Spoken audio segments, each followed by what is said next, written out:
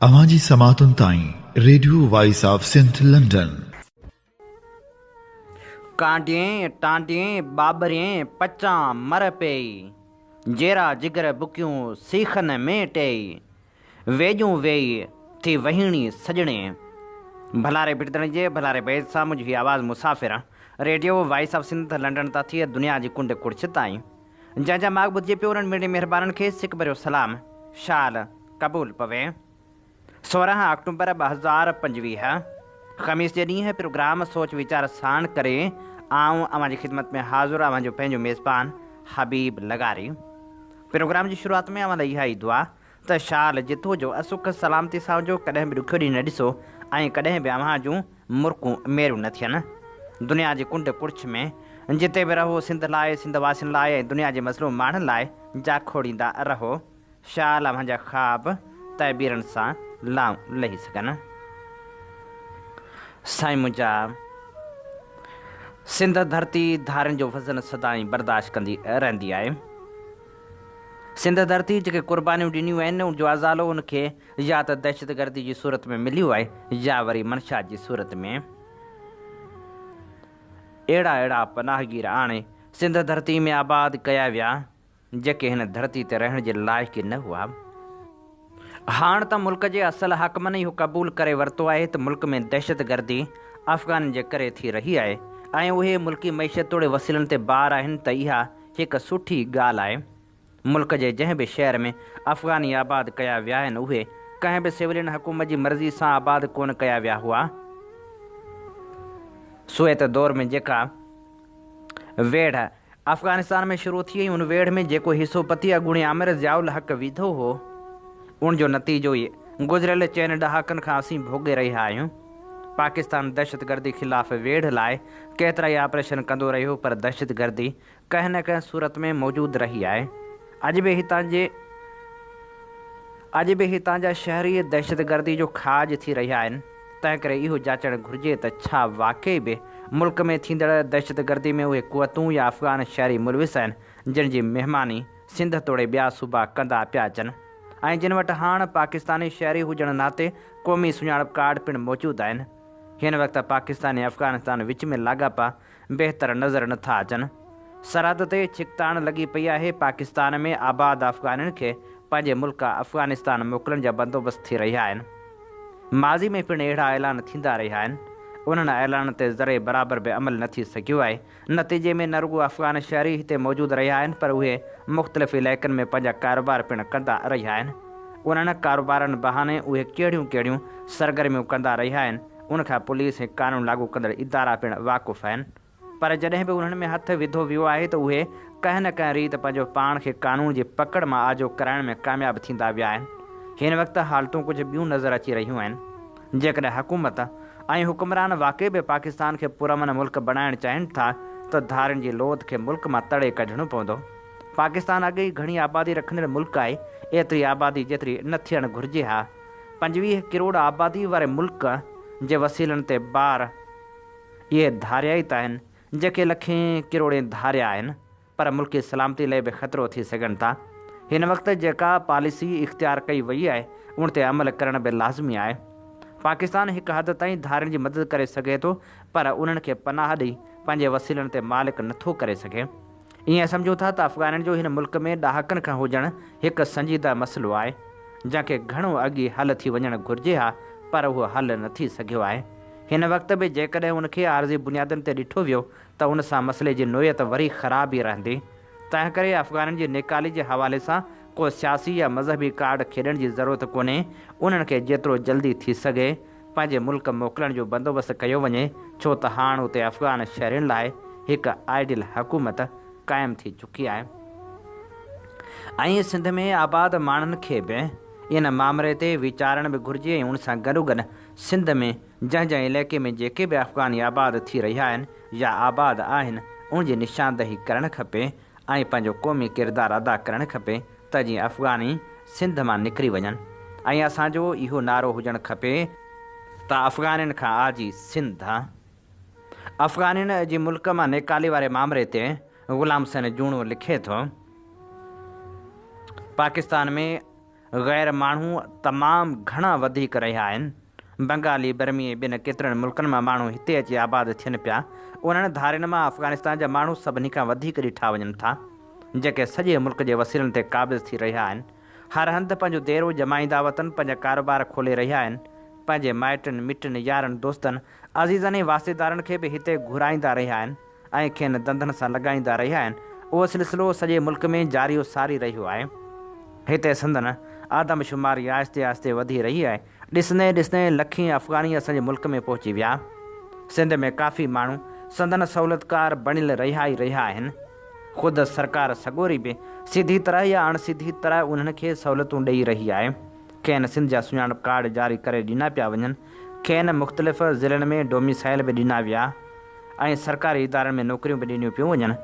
उन्हीअ खां सवाइ रोज़गार जा मौक़ा बि मिली रहिया अथनि। हाणे त ॿाहिराड़ियुनि में काठ जो वापारु करे रहिया आहिनि। सिरनि जे बठनि जा ठीका बि खयां अथनि। दुकानदार बि बणिजी विया आहिनि। मतिलबु त केतिरनि ई धंधनि ऐं कारोबारनि सां लॻंदा पिया वञनि, जंहिं करे हाणे हू ग़ुर्बत जी लकीर खां मथे थींदा पिया वञनि। हिते ख़ुशहाली वारी ज़िंदगी गुज़ारनि पिया। इहो ई सबबु आहे जो अफ़गाननि जा कटक सिंध जो रुख़ कंदा रहिया आहिनि। इहो त नुक़सानु थिए पियो जो हूअ हितां जा रोज़गार हथ करे रहिया आहिनि, पर हिते मिल्कियतूं ऐं जाइदादूं बि ख़रीद कंदा वतन।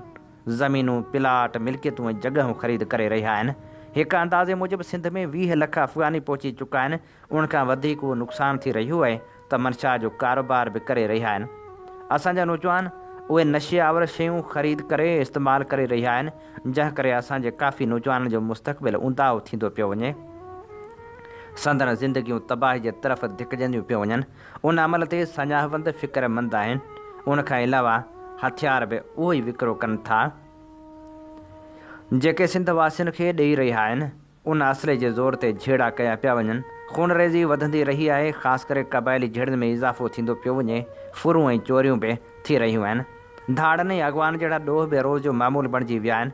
सिंध जे माण्हुनि धारनि जी आबादकारी जे ख़िलाफ़ु केतिरा ई दफ़ा एहतिजाज कया, धरणा हया, जलसा ऐं जुलूस बि कया। ख़ासि करे सिंध जूं क़ौमपरस्त धुरियूं उन्हनि जे ख़िलाफ़ु आवाज़ बुलंद कंदियूं रहियूं। साञाहवंद माण्हू रड़ियूं कंदा रहिया, पर हुकूमतूं उन्हनि जी फ़रियाद जी सदाईं कन लाटार कंदियूं रहियूं आहिनि। अलबत्ता हुकूमत कुझु ॾींहंनि खां अफ़गान जे ख़िलाफ़ु सख़्ती करे पोइ उहा ख़तमु करे छॾे थी। पठाननि खे नरमी मिलण करे ॿीहर पंहिंजा देरा जमाया ऐं साॻिए नमूने रहणु लॻा। हाणे जॾहिं मुल्क में हालतूं ख़राबु थींदियूं पियूं वञनि, अफ़गानिस्तान ऐं पाकिस्तान जी सरहद ते छिकदाण वधी रही आहे। ॿिन्ही मुल्कनि जे तरफ़ां फायरिंग जो सिलसिलो शुरू थियो आहे ऐं जानी नुक़सानु थियो आहे। फ़ौजूं हथियार खणी मोर्चाबंद थी हमला करे रहियूं आहिनि। तॾहिं असांजे हुकुमरान नठियूं पटियूं आहिनि, होश में आया आहिनि। अफ़गाननि खे पंहिंजे मुल्क मोकिलण लाइ कोशिशूं कयूं पियूं वञनि। वफ़ाक़ तरफ़ां अहिड़ो फ़ैसिलो कयो वियो आहे। हाणे उन्हनि खे नेकाले ॾियण लाइ क़दम खयां पिया वञनि। तॾहिं सिंध हुकूमत बि तहरुक में आई आहे। खेनि नेकाले ॾियण लाइ हिमत कई आहे। ॿुधायो पियो वञे त कराची में अफ़गाननि जो तइदादु तमामु घणो ॾिसण में अचे थो। हाणे सिंध हुकूमत बि उन्हनि खे मुल्क नेकाले ॾियण लाइ खेनि लॾाए रही आहे। पठाणनि जे ॻोठनि खे ख़ाली कराए पियो वञे, उहो हिकु सुठो क़दम आहे। आउं सम्झां थो त उन फ़ैसिले ते सिंध जो हर माण्हू ज़रूरु ख़ुशि थियो हूंदो, पर साॻिए वक़्तु इहो बि अंदेशो ऐं ख़दशो ज़ाहिरु कयो पियो वञे त कुझु वक़्तु गुज़रणु खपे। हुकूमत तरफ़ां उन्हनि सां नरमी न कई वञे। नरमी करण सां उहे ॿीहर वापसि अची सघनि था ऐं हिते वरी मज़बूती सां धाको ॼमाइण जी कोशिशि कंदा, जीअं माज़ी में 2-3 दफ़ा ईअं थियो हो। अहिड़नि मिसालनि खे माण्हू विसारे कोन सघिया आहिनि। उहे चङी तरह यादि आहिनि। ख़ुदा करे हिन भेरे ईअं न थिए। अवांजी समातुनि ताईं radio voice of Sindh London. Sindh जा कुदरती वसीला जेकॾहिं ईमानदारी सां सिंधी आवाम ते ख़र्च कया वञनि त हीअ धरती न सिर्फ़ु ख़ुशहाल थी सघे थी, पर तालीम, सिहत, रोज़गार ऐं तरक़ी जो मर्कज़ पिणु बणिजी सघे थी।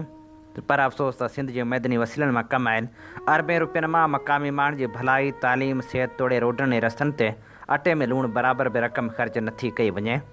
सिंध जा माण्हू अॼु बि बुनियादी सहूलियतुनि खां महरूम ज़िंदगी गुज़ारे रहिया आहिनि, जॾहिं त संदन ज़मीननि जे हेठां हथ ईंदड़ तेल ऐं गैस ॿियनि जे घरनि जी रोशनी ऐं रोज़गार जो ज़रियो बणिजे थो। इहो रवैयो ॾहाकनि खां सिंध जे माण्हुनि सां जारी आहे। सॼी सिंध जे इक़्तिसादियात जो वॾो हिसो उन्हनि ज़िलनि मां मिले थो जिते न त पीअण जो साफ़ पाणी मुयसरु आहे, न ई बहितर स्कूल, इस्पतालूं, तफ़रीह गाहूं, रांदियुनि जा मैदान वग़ैरह आहिनि। उन तनाज़ुर में सिंधी असेंबली में पाकिस्तान तहरीक इंसाफ़ जे मेंबर सजाद अली सूमरे पारां पेश कयल ठहराव हिकु हौसला अफ़ज़ाई अवामी नुमाइंदगी वारो क़दम आहे, जंहिंजो तालुक़ु सिंध जे बुनियादी हक़नि जी बहाली सां आहे। ठहराव में जिन नुक़्तनि जो ज़िक्र कयो वियो आहे से हक़ीक़त में सिंध जा अहम ऐं बुनियादी मसइला आहिनि। सजाद अली सूमरो पंहिंजे ठहराव में वाज़े कयो आहे त घोटकी, सागड़, ख़ैरपुर, जामशोरे, बदीन, टंडियल हयार ऐं ॿिनि ज़िलनि मां रोज़ानी अरबें रुपयनि जो तेल ऐं गैस निकिरे थो, पर उन्हनि इलाइक़नि खे रॉयल्टी जी रक़म खां महरूम रखियो वियो आहे। उन लाइ सिंध जे वसीलनि ते रुॻो कब्ज़ो कंदड़ तबिका ई ख़ुशहाल आहिनि। आवाम न उन्हनि ज़िलनि जा मक़ामी माण्हू न त पंहिंजी ज़मीन जी पैदावार मां फ़ाइदो हासिलु करे सघनि था, न ई उन्हनि खे को मुआशी सहारो मिले थो। तेल ऐं गैस ॻोल्हींदड़ कंपनियूं जेके रोज़ानो किरोड़ें रुपयनि जो तेल वग़ैरह हासिलु कनि थियूं, से न रुॻो मक़ामी माण्हुनि खे नज़रअंदाज़ कनि थियूं, पर माहौल खे बि बर्बादु करे रहियूं आहिनि। घोटकी में कारखाननि मां निकिरंदड़ ज़हरीलो पाणी जॾहिं ज़मीन में छॾियो वञे थो, तॾहिं उहो ज़हरीलो पाणी जर खे बि ख़राबु करे थो, जंहिंमां मुख़्तलिफ़ ख़तरनाक बीमारियूं पखिड़िजी रहियूं आहिनि ऐं उन सां गॾु ज़हरीलो दूंहों पिणु बीमारियुनि जो सबबु बणिजी रहियो आहे। जिन इलाइक़नि मां मुल्क जी तवानाई जो वॾो हिसो पूरो थिए थो, उहे इलाइक़ा ऐं ॻोठ बिजली ऐं गैस जे सहूलियतुनि खां महरूम आहिनि। उतां जा रहवासी हिन जदीद दौर में बि छेणा ॿारे रिध पचाव कनि था ऐं राति जो ॾीया ॿारे घरनि में रोशनी कनि था।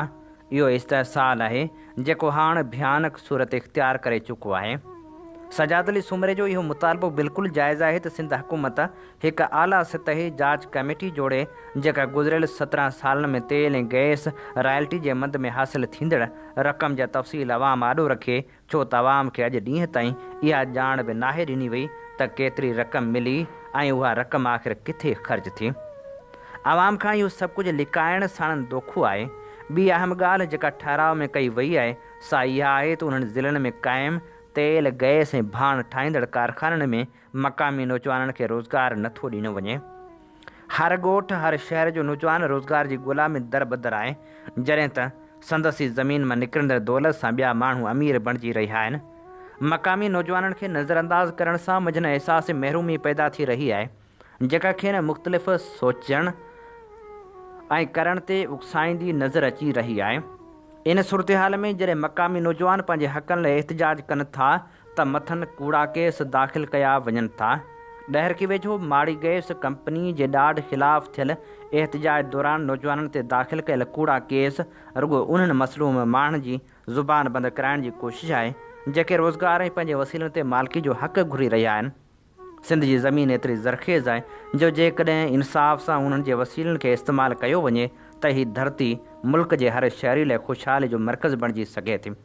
पर सूरत हाल इहा आहे त न तालीम आहे, न सिहत, न रोज़गार, न रोटनि जी सहूलियत। वॾनि ज़िलनि जा इस्पताल बि कंहिं तबाह थियल इमारतुनि जो मंज़र पेश कनि था। स्कूलनि में उस्ताद न आहिनि, तालीम तबाह थियल आहे। सिंध सरकार न सिर्फ़ु उन ठहराव खे संजीदगी सां वठे, पर उन ते अमल करे ऐं अमली क़दम बि खणंदी आला सतही जांच कमेटी जोड़े, जेका अवाम आॾो शफ़ाफ़ रिपोर्ट पेश करे। हर ज़िले मां निकिरंदड़ मैदनियात जी मद में केतिरी रक़म मिले थी ऐं उहा रक़म किथे इस्तेमालु कई वञे थी। साॻिए वक़्तु तेल ऐं गैस कंपनियुनि खे बि पाबंद कयो वञे त हू लाॻापियल ज़िलनि जे मक़ामी नौजवाननि खे तरजीही बुनियादनि ते नौकरियूं ॾियनि। माहौलियाती क़ानूननि ते सख़्ती सां अमल कराइणु ज़रूरी आहे त जीअं सिंध जी ज़मीन ऐं पाणी वधीक गंदराइण जो शिकार न थियनि। घोटकी ऐं ॿियनि ज़िलनि में ज़हरीले पाणी खे बोर वसीले ज़मीन अंदरि छॾणु न ॾिनो वञे, छाकाणि त कंपनियुनि जे उन अमल सां इंसानी सिहत ऐं ज़िंदगी लाइ ख़तरा वधी रहिया आहिनि। सिंध जा वसीला सिंध जे माण्हुनि जा ई आहिनि। उन ते अशराफिया जो नाजाइज़ कब्ज़ो ऐं इख़्तियार न हलणु घुरिजे त जीअं सिंध जा माण्हू बि तालीम, सिहत, साफ़ पाणी, रोज़गार ऐं इज़त वारी ज़िंदगी गुज़ारण जो हक़ हासिलु करे सघनि। नामियारे शाइर डॉक्टर आकाश अंसारी लिखियो, तूं पुछी थो पिरी मां हलियो छो वयसि, तूं पुछी थो पिरी मां हलियो छो वयसि, जॾहिं शाम जो जाम ख़ाली न हो, राति रिमझिम हुई, तुंहिंजे साहनि जे झीणनि सुरनि सां सुतल मुंहिंजे बिस्तर ते मुनकिर का मौसम हुई। तुंहिंजे कजलियुनि अखियुनि जे किनारनि मथे मुंहिंजे चपड़नि जी ॿेड़ी लॻे ई लॻे हा इन्ही खां अॻे। तूं पुछी थो पिरी मां हलियो छो वयसि, सच पुछियो पिरी दिलि बि चाहियो घणो का घड़ी, तुंहिंजे वारनि जे कारण घटाउनि मंझां वास वठंदो रहां, ॿिनि घड़ियुनि लाइ सही तुंहिंजे आगोश जी सांवरी शाम में कंहिं रूपोश प्यासे मुसाफ़िर जियां मां पनाहूं वठां खन पली सही थक थोरो वञा दिलि त चाहियो घणो तुंहिंजे नेणनि जो निर्मल ई चांडो कयूं सदा मस्त नीढूं नियापा खणी रूह जे ऋण मथां ईअं रखसां रहनि दिलि त चाहियो घणो तुंहिंजे ॿाहनि जूं कचड़ियूं ऐं कोमल वलियूं सूंहं सुरहाण जा सो संदेसा खणी मुंहिंजे तन ते सदा ईअं विखरियल रहनि हा मगर छा करियूं तुंहिंजे काकुल जे क़ैदी थियण खां अॻे क़ैद खाननि में काई कशिश हुई पहिरीं जेका वेही छिके दिलि त माणणु घुरियूं तुंहिंजो सभु दिलि भरियूं हा मगर छा करियूं दार जे दर्द खे पंहिंजी लज़त हुई जेका वेही छिके तूं पुछी थो पहिरीं मां हलियो छो वयसि तूं पुछी थो पहिरीं मां हलियो छो वयसि।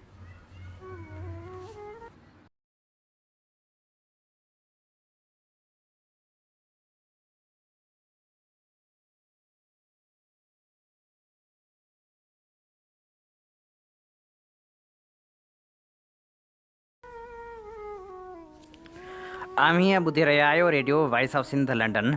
अव्हां जी ख़िदमत में प्रोग्राम पेश कयो पियो वञे सोच वीचार जिन सफ़र में आऊं अव्हां सां मुखातिब जो पंहिंजो मेज़बान हबीब लगारी।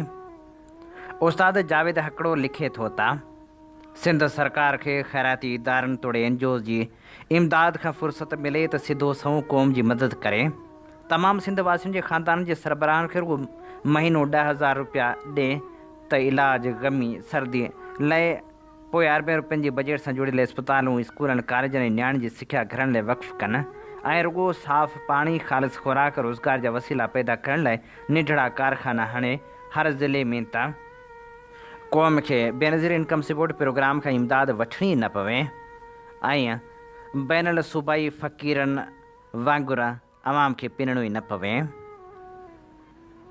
सिंध में एड्स जा केस वधी रहिया आहिनि। सची ॻाल्हि ई आहे त सिंध बीमारनि जी भूअं बणिजी वई आहे। माण्हू सिहत ऐं सगाई लाइ सिकी विया आहिनि। हेपाटाइटिस बी सी हुजे या वरी ॿियूं विचड़ंदड़ बीमारियूं माण्हू हर क़िस्म जी अघाई जे वर चढ़ियल आहिनि। हाणे त सिंध में HIV यानी एड्स जा केस बि तेज़ी सां वधी रहिया आहिनि ऐं हिन मर्ज़ जो राकास माण्हुनि जूं हयातियूं गड़काईंदो वञे। ख़बरूं आहिनि त नवाबशाह में HIV जे केसनि में तमामु घणी वाध थी आहे ऐं तशख़ीस थियल केसनि जो तइदाद बि 1000 खां मथे ॿुधायो पियो वञे। उन मूज़ी मर्ज़ में हिकु ॿारड़ी जे फ़ौत थियण जूं ख़बरूं बि रिपोर्ट थी चुकियूं आहिनि। डिविज़नल कमिश्नर एॾे वॾे तइदाद में माण्हुनि जे HIV में मुब्तला हुजण ते DG हेल्थ ऐं DHO खे लेटर लिखी छॾिया आहिनि। सिंध सूबे में एड्स जे केसनि में वाध सिर्फ़ु हिकु तिबी बहरान न पर हिकु इंसानी अलमियो बणिजी चुको आहे जेको हुकूमती इदारनि जी नाअहली समाजी बेख़बरी ऐं बुनियादी सिहत जे सहूलियतनि जी खोड़ जे करे संगीन शक्ल इख़्तियार करे चुको आहे। न सिर्फ़ु नवाबशाह पर लाड़काने समेत सिंध जे ॿियनि ज़िलनि में HIV जे केसनि जो अंगु ख़तरे जी घंटी वॼाए रहियो आहे। अफ़सोसनाक ॻाल्हि इहा आहे त एड्स जहिड़े ख़तरनाक बीमारी जे रोकथाम लाइ सिहत खाते जूं कोशिशूं न सिर्फ़ु नाकाफ़ी आहिनि पर उन्हनि में संजीदगी जी बि अणाट आहे। सिहत खाते जी नाअहली इन हद ताईं वधी चुकी आहे जो केतिरनि ई इलाइक़नि में HIV जी स्क्रीनिंग तकड़ी तशख़ीस ऐं इलाज जूं बुनियादी सहूलियतूं बि मुयसरु न आहिनि। सरकारी अस्पतालनि में मख़सूस दवाऊं नायाब आहिनि। सिंध जे केतिरनि ई ॿारहाड़ी वारनि इलाइक़नि में HIV लाइ लेबॉरेटरी सहूलियतूं ई न आहिनि। माण्हू महीननि ताईं बीमारी सां झेड़ींदा रहनि था बग़ैर कंहिं सही तशख़ीस जे। जॾहिं मरीज़नि खे शिकायतूं वधनि थियूं तॾहिं बि केतिरा ई डॉक्टर HIV जे इम्कान खे नज़रअंदाज़ कनि था छो त उन्हनि वटि तरबियत ऐं आगाही जी खोट आहे। लाड़काणे जहिड़े ज़िले जिते अॻु में ई ॿारनि में एड्स जे केसनि जो वॾो स्कैंडल साम्हूं आयो हो अॼु बि साॻी ग़फ़लत जारी आहे। इलाज लाइ एंटी रेट्रोवायरल दवाउनि जी फ़राहमी ग़ैर यकीनी बणियल आहे। केतिरनि ई मरीज़नि खे दवाऊं वक़्त ते नथियूं मिलनि जंहिं करे संदन मुदाफ़ती निज़ाम मुकमिल तौरु ख़तमु थी वञे थो। सरकारी अस्पतालनि में ARV दवा हासिलु करण लाइ मरीज़नि खे कतारूं लॻाइणियूं पवनि थियूं त बि उन्हनि खे नाउमेदी पले पवे थी। सिंध हुकूमत खे घुरिजे त हर ज़िले सतह ते HIV स्क्रीनिंग सेंटर क़ाइमु कया वञनि। एड्स जे इलाज लाइ ख़ासि दवाऊं मुफ़्त ऐं बाक़ाइदे फ़राहम कयूं वञनि डॉक्टरनि पैरामेडिकल अमले खे HIV जी तशख़ीस ऐं इलाज बाबति ख़ासि तरबियत ॾिनी वञे। स्कूलनि, कॉलेजनि, मीडिया ऐं समाजी तनज़ीमनि ज़रिए जागरूकता मुहिम हलाई वञे। रत ॾियण वारनि सेंटरनि, लेबॉरेटरियुनि इस्तेमालु थियल सिरंजनि ऐं जिनसी सिहत बाबति ज़ाब्तनि खे सख़्ती सां लागू कयो वञे। जेकॾहिं मौजूदा अवांजी समातुनि ताईं radio voice of Sindh London. Pakistan में मिठे पाणी जूं डंडूं बि हाणे तबाह थींदियूं पियूं वञनि। चोटारियूं डैम ठहण खां पोइ मखीअ डंड समेत केतिरियूं ई डंडूं डैम जी ज़द में अची पंहिंजो वजूद वञाए वेठियूं। किंझर बि हाणे गंदगी जे वर चढ़े पई, मंछर बि कढो की गदलाण जे वर चढ़ी तबाह थी चुकी।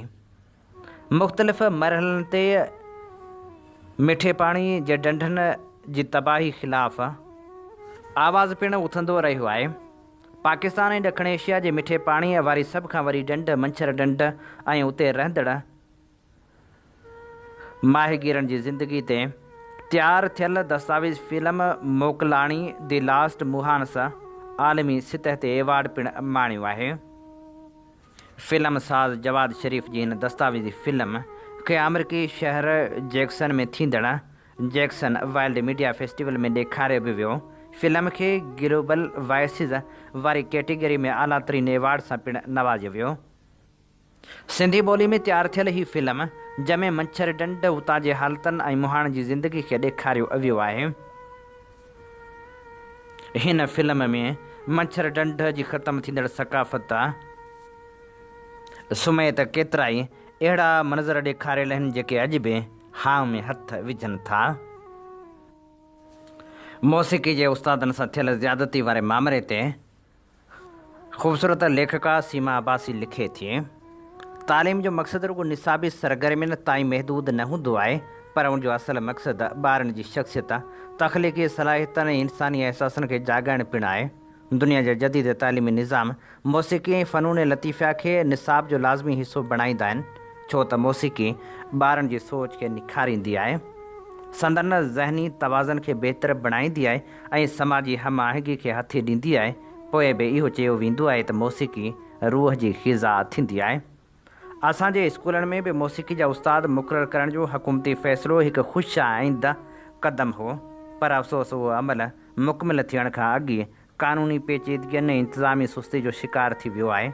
जेके फ़नकार मौसीक़ी जा उस्ताद तौरु चूंडिया विया, खेनि नौकिरी जा ऑफर लेटर मिलण बावजूदि बि उन्हनि खे अमली तौर ते मायूसी मिली आहे। बल्कि कुझु ॾींहं पहिरियां कुझु अहिड़नि एहतिजाज कंदड़ उस्तादनि खे गिरफ़्तार पिणु कयो वियो।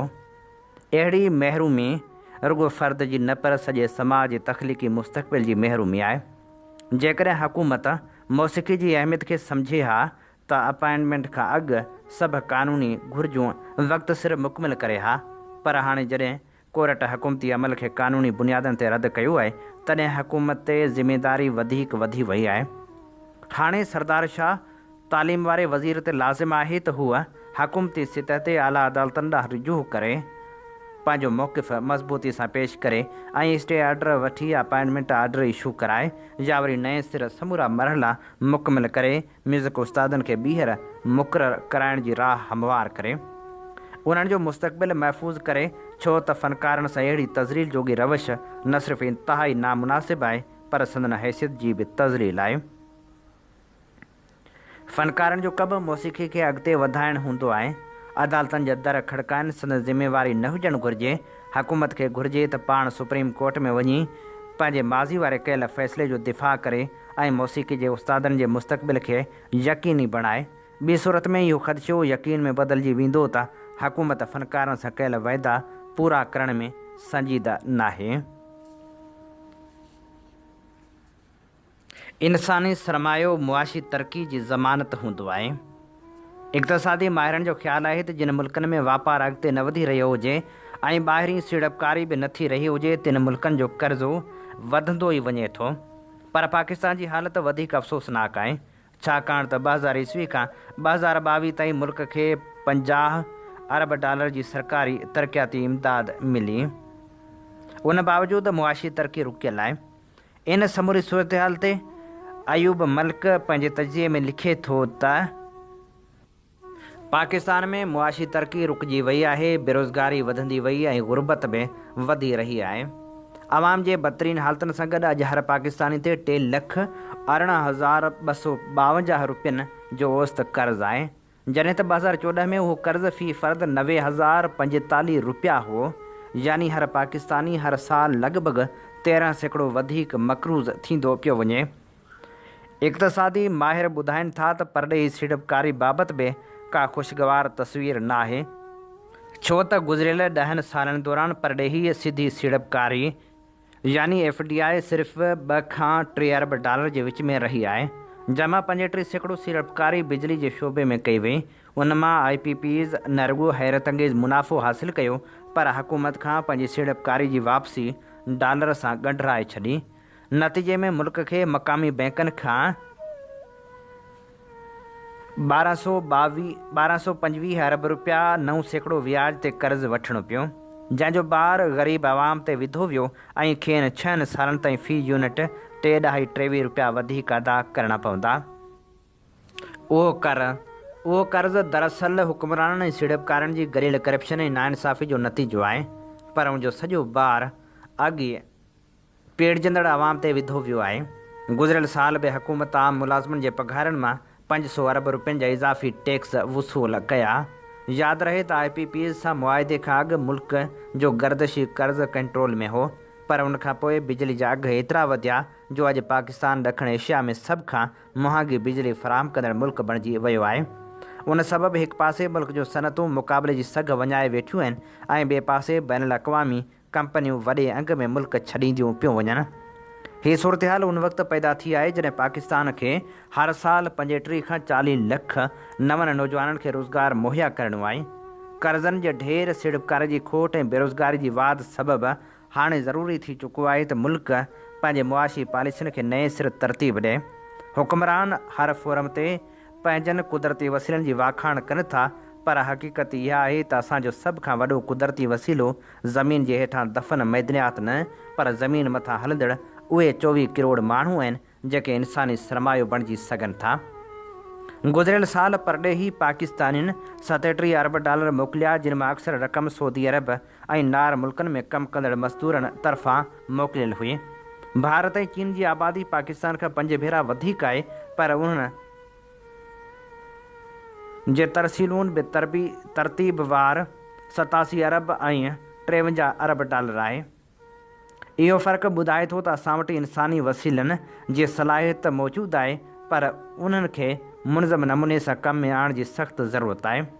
हाणे वक़्त जो तक़ाज़ो आहे त असां पंहिंजे इंसानी सरमाए खे हुकूमती ऐं निजी शोबे जी गरियल भाईवारी सां IT ऐं फ़नी शोबनि में तरबियत ॾियूं त जीअं मुल्क खे कर्ज़नि ऐं परॾेही इन्हिसार खां छुटकारो मिली सघे।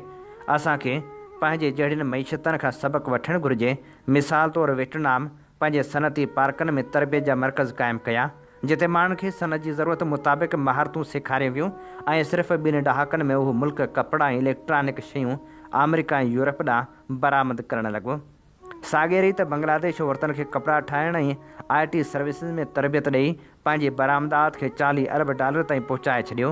मलेशिया बि इक़्तिसादी मनसूबाबंदी ज़रिए पंहिंजी आवाम खे सनती महारतूं सेखारींदे ग़ैर मुल्की सीड़पकारी खे पंहिंजे समाज सां हम आहंग कयो। रवांडा वटि त कुदरती वसीला बि न हुआ, पर बहितर हुक्मरानी ऐं अवामी शमूलियत सां उन मुल्क IT, सियाहत ऐं कारोबार खे क़ौमी ताक़त जो हिसो बणाए छॾियो। उन्हनि मिसालनि मां असांखे साफ़ सबक़ु मिले थो कंहिं बि समाजी हक़ीक़ी तरक़ी सिर्फ़ु कुदरती वसीलनि सां महदूद न आहे, पर उहा आवाम जी तरबियत, टेक्नोलॉजी जे इस्तेमालु ऐं मुआशी तरक़ी में संदन शमूलियत सां जुड़ियल आहे। असांजी मईशत में औरतुनि जी शिरकत सिर्फ़ु 22% आहे, जेका न रुॻो आलमी सतह ते घटि शरह आहे, पर उहा मुआशी मुक़ाबले ऐं घरनि जी आमदनी में बि रुकावट बणियल आहे। हक़ीक़त में पाकिस्तान जे मुआशी इस्तेहकाम जो दारोमदार बैरूनी कर्ज़नि या सीड़पकारनि जे एतमाद ते न, पर इन ॻाल्हि ते आहे त हुकूमत पंहिंजे इंसानी सरमाए जी सलाहियत खे केतिरे हद ताईं बेरोकार आणे थी ऐं उन्हनि ज़रिए बरामदी बुनियादनि ते बीठल मईशत जोड़ण में कामयाबु थिए थी। अॼु मुल्क में हर तरफ़ मुआशी तरक़ी ऐं सीड़पकारनि जे तहफ़ुज़ जूं ॻाल्हियूं थियनि थियूं, पर असांखे इहो न विसारणु घुरिजे त मुआशी क़दरनि में इज़ाफ़ो महिनत कश तबिको आणे थो। रियासत पाकिस्तान तॾहिं हक़ीक़ी फलाही रियासत बणिजी सघे थी जॾहिं उहा पंहिंजी आवाम सां पाइदार रिश्तो बहाल कंदी ऐं इंसानी सरमाए खे मुल्क जी ताक़त जो बुनियादी महवर बणाईंदी। हीअं असीं अवां जे समातनि जी नज़र करे रहिया हुआसीं अयूब मल्क जो लिखियल ख़ूबसूरत लेख। जीअं त तव्हीं ॼाणो था त असीं radio voice of Sindh London तां अवां जी ख़िदमत में उहे प्रोग्राम पेश कंदा आहियूं जिन में सचाई जा सॾ हूंदा आहिनि, जिन में तारीख़ जा अमल वर्क हूंदा आहिनि। असीं चाहियूं था हिन सफ़र में असां सां अव्हीं बि हमक़दम बणिजो। जेकॾहिं अव्हीं हमक़दम बणिजणु चाहियो था त असांजी इश्तिहारनि जी मद में मदद करियो। उन सां गॾोगॾु न सिर्फ़ु असांजा प्रोग्राम पाण ॿुधो पर पंहिंजनि दोस्तनि ताईं ज़रूरु पहुचायो त जीअं सुजाॻी जो ही सफ़र सफलता माणे सघे। जेकॾहिं अव्हीं चाहियो था त असीं अव्हां जो मवाद रेडियो तां नशर करियूं त पोइ असांखे ज़रूरु ॾियारे मोकिलियो। असीं उनखे संवारे सुधारे पंहिंजनि प्रोग्रामनि में ज़रूरु नशर कंदासीं। इन ते पंहिंजे मेज़बान हबीब लगारी खे ॾींदा इजाज़त इन साॻी दुआ सां वसे भिट तुंहिंजी भलारा सदा सदा देस परदेस सारा वसन कॾहिं सींद सिंधी न मेरी थिए कॾहिं मोड़ कंहिंजा न मुरझाइजनि। अवां जी समातुनि ताईं radio voice of Sindh London.